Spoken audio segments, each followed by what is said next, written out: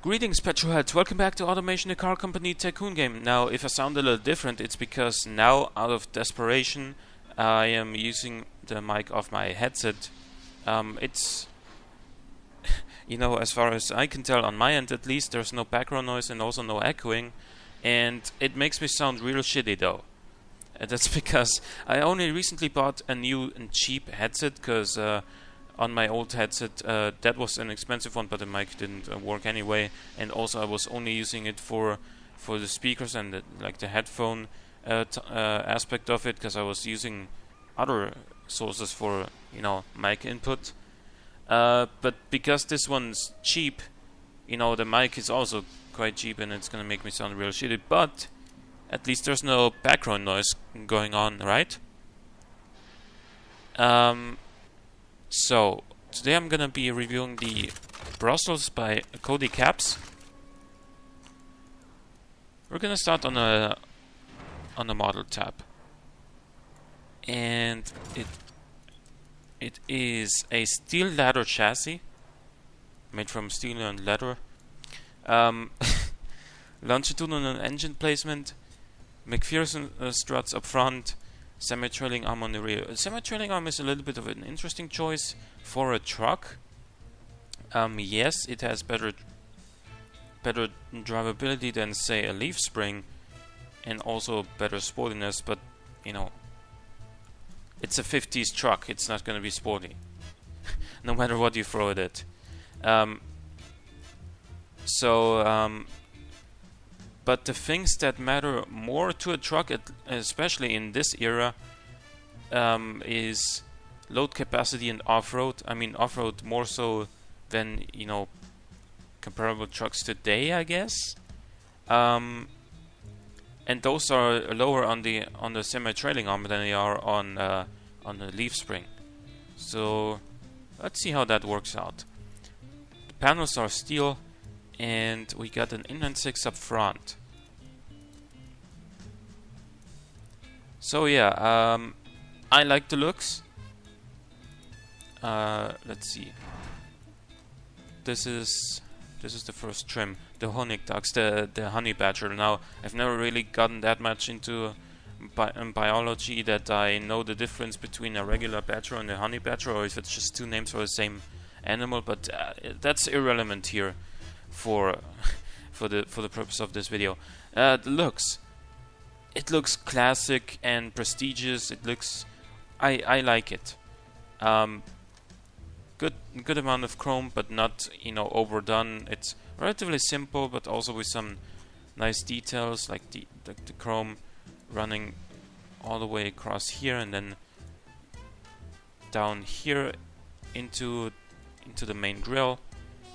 The dual headlights are also nice, and the chrome strips here. And the taillight arrangement, these would be the indicators, of course. Yeah, I like how this thing looks. I like this body shell altogether. Also, in its other shapes. So thumbs up for the looks.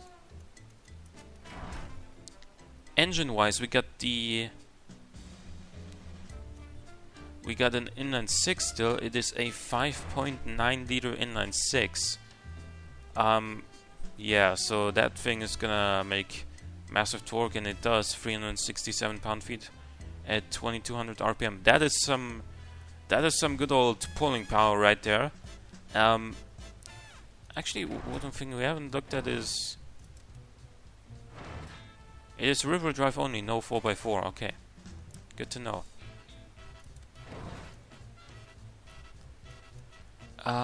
It is still a 2-valve per cylinder overhead cam engine, single overhead cam. 25 cam profile is reasonably low, but not obnoxiously low. 9.3 compression ratio. Won't get much higher. Won't get much higher in 1950. It is naturally aspirated. There's no turbos yet. Turbos weren't really on the market yet in 1950.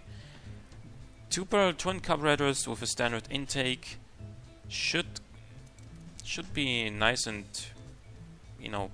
relatively powerful for this engine.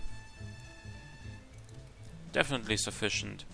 I mean, it's the best option you get anyway. So if that's not enough, then what are you expecting?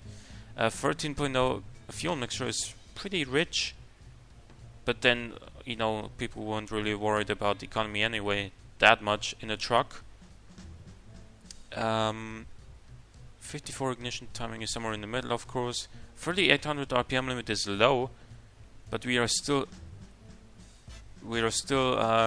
having issues with reliability, and those are RPM related and also torque related. So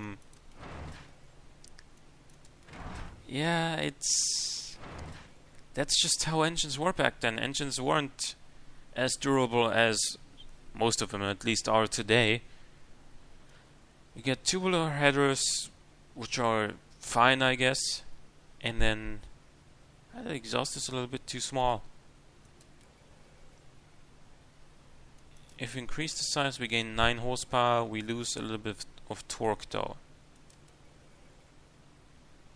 Yeah, I can see why he kept it there. I mean, this engine is not gonna be setting any world records anyway, so don't need the extra 9 horsepower. Rather have some more low-end torque.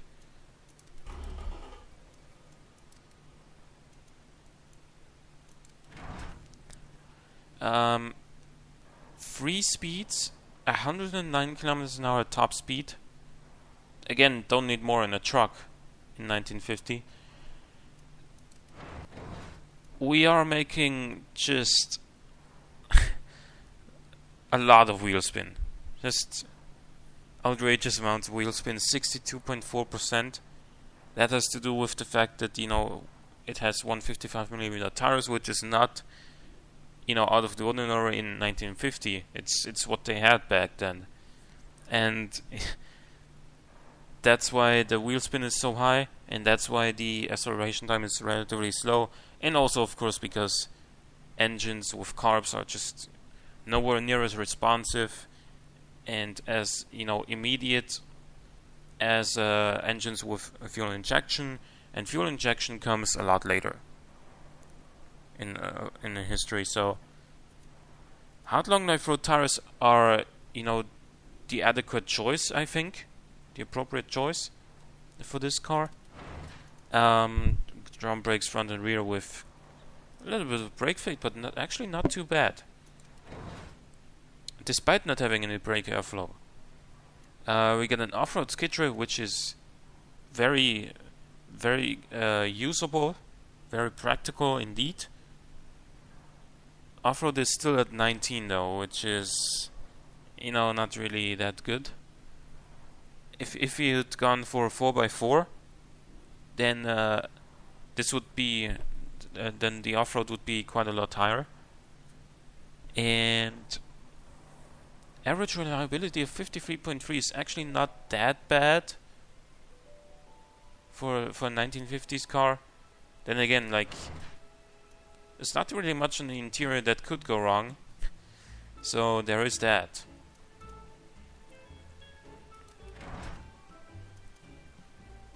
As far as suspension options here go, you don't really get much choice. This looks like a pretty normal setup here. No rear sway bar stiffness whatsoever. You could get a little bit more drivability out of this thing by tuning it a little bit more to a sporty extent, because as is right now, the understeer is so heavy that it actually reduces drivability.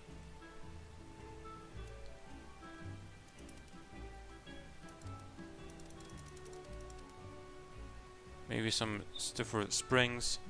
Wait, what was this at 2.2? Yeah, what is it? 2.2. Maybe some front camber.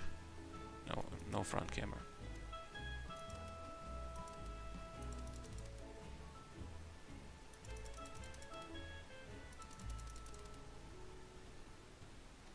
You see, drivability is now at 0.88 and at 16.2 here rather than 15.6.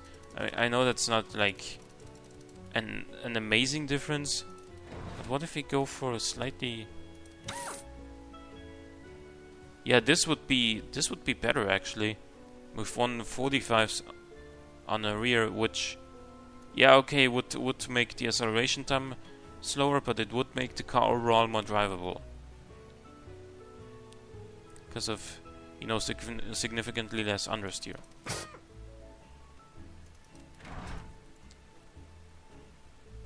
Overall, 10.6 mpg is to be expected. It's not terrible actually for an engine like this in 1950.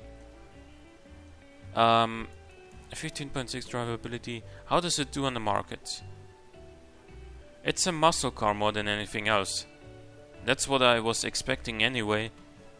Because you can see, well, family utility premium is quite good here, the competitiveness, but at least in this trim it's not really a utility car. Then there's the sedan, and then there's the luxury trim as well, apparently. The sedan version.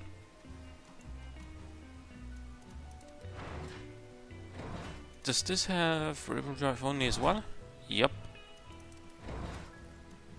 It is a Cabs V8 now, built by, you know, Cabs Automotive themselves.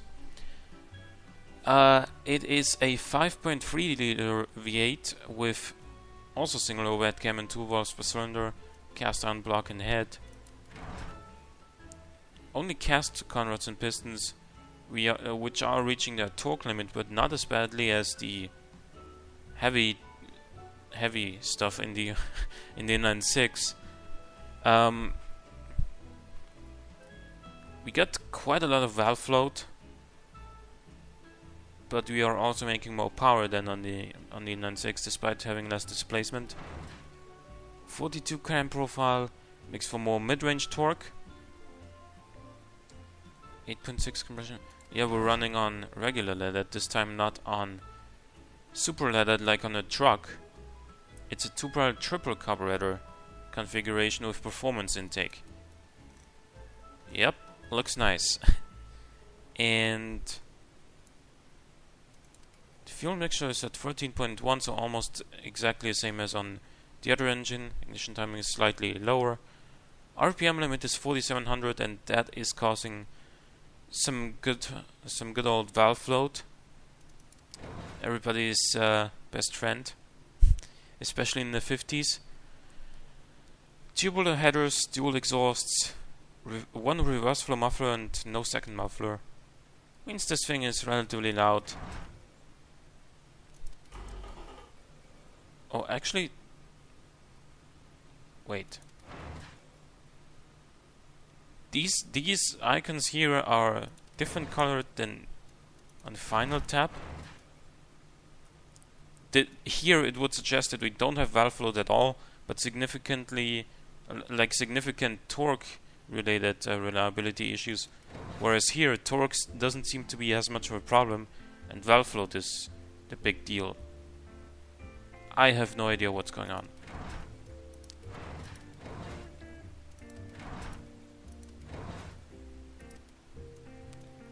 In any case, this thing has a 4-speed manual gearbox, long gearing, and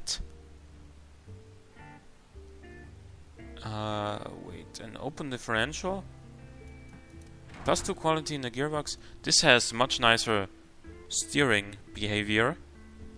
Also running on hard long life road tires, wider tires. A lot of offset on the rear. A lot of offset.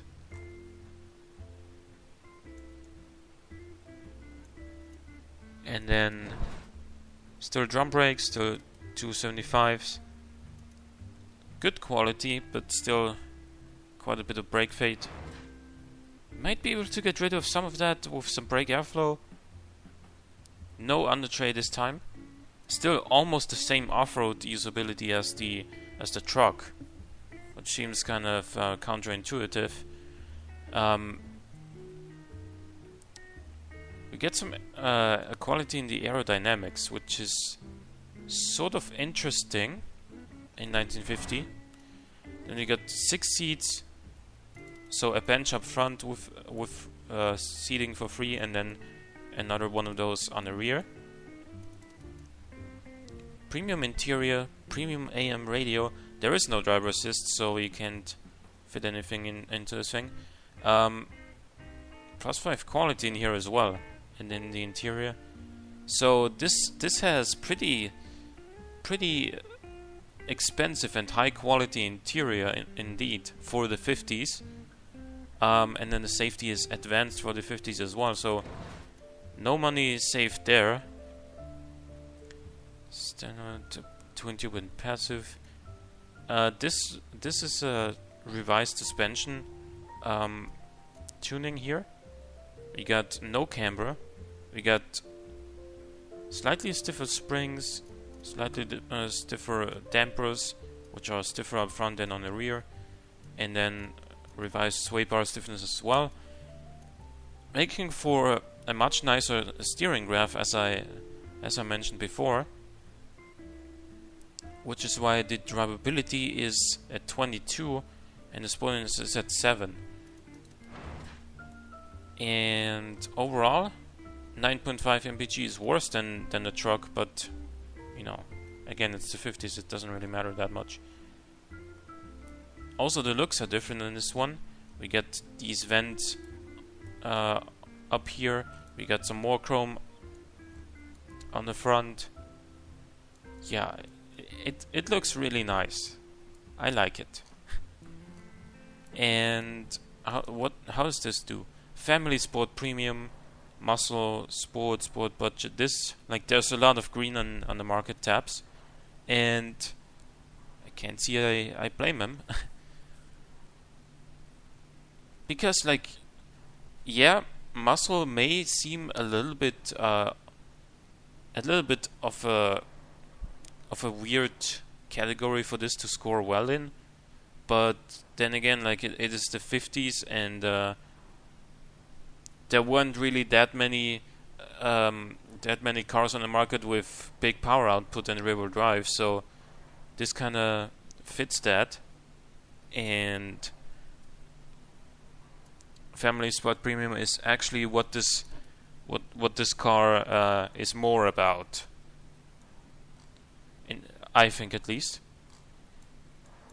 And then there's one more trim, which is called the Luxus, the luxury. We get the same engine, less drivability. Let's see what this has. A 3-speed manual, open differential, still more quality into the gearbox than on the sedan. Narrower tires, more wheel spin, less or more understeer, and therefore less drivability. Bigger brakes because of 16-inch rims rather than 14-inch ones. Very aggressive pad types. Still got some brake fade despite the +7 quality. No under tray still. This is just enough. Some brake airflow. Man, really trying to reduce that brake fade, but still not getting rid of it. Still minus 4.7%. Yeah, and that's just the 50s for you. That's, I mean, the brakes were just awful compared to today's brakes. The brake fade overall, there has been a recent, like somewhat recent review video where on a contemporary sports or supercar I got brake fade, or maybe it was like a 90s one or something like that, but certainly with access to better braking is what I'm getting at. And the creator of that car argued that brake fade in the real world isn't that relevant anyway, because they say it only occurs when you're driving hard. And that's actually not true, because especially when you're driving around town, where you know there's a lot of traffic lights. You need to stop and go a lot, therefore you need to brake quite frequently. In those situations, when you're also using the brakes a lot, meaning that they might fade. Just overall, just fun fact. Nothing really to criticize this car here, because you know I can't make a 1950 car without brake fade either, so it's like not criticizing that or anything. It's just how it was back then. 4 seats only, with luxury interior and luxury AM radio. Also really high quality. So yeah, this is gonna be quite an expensive car for the time. Advanced 50 safety, +6 quality in here.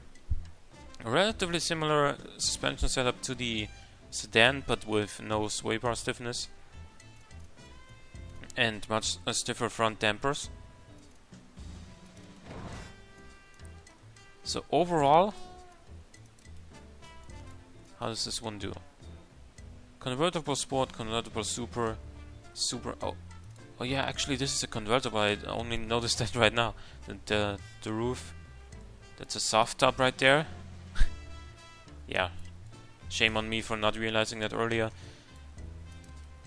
So, Convertible Sport, Convertible Super, Super, even Hyper, GT Premium. This scores more on the right side, where it's more of the expensive things over here.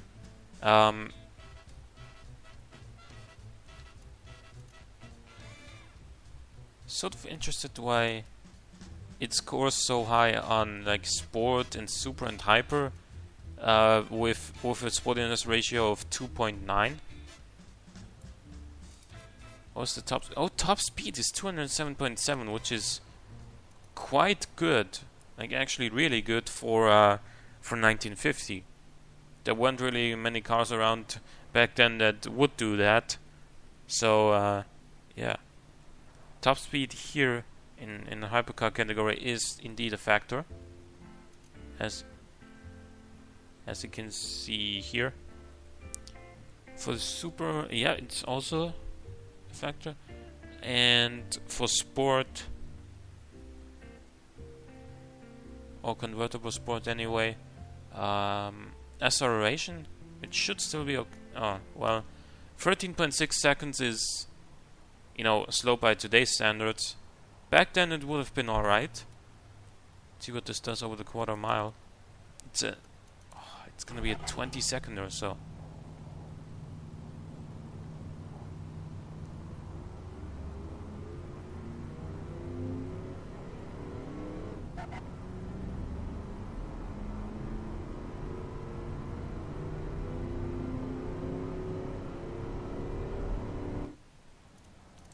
It does take forever to get going because of all the wheel spin. You see the throttle input just slowly going up, reaching up until halfway or so in first gear, and then only in second gear, when he's already spent like 13 seconds or so going to 100 kilometers an hour, then he can nail it.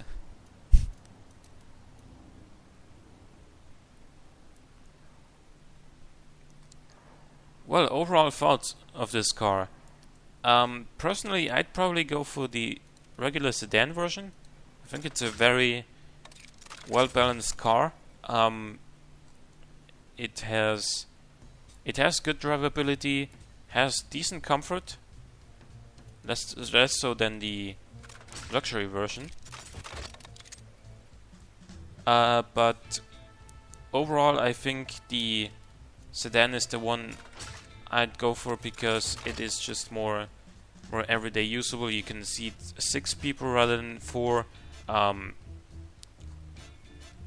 It is actually, it's faster as well because of the better weight distribution, I guess, and also because of the wider tires, of course. better weight distribution because you get 3 rear seats rather than 2.